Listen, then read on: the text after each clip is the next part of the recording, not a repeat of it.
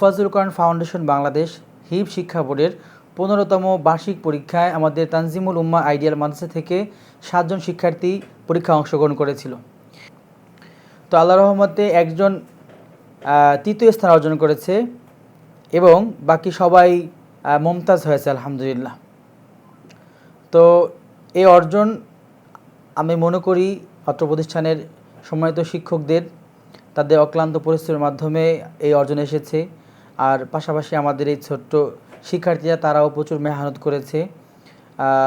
ওস্তাদ এবং ছাত্রের উভয়ের পরিশ্রমের মাধ্যমে এই ফলাফল অর্জন পেয়ে আমি সহ ওস্তাদ সহ আমাদের শিক্ষার্থীরা সবাই সন্তুষ্ট আলহামদুলিল্লাহ, সবাই খুশি।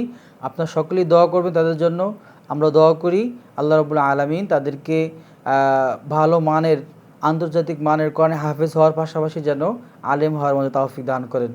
আমিন। আসসালামু আলাইকুম ওয়া রাহমাতুল্লাহি ওয়া বারাকাতুহু।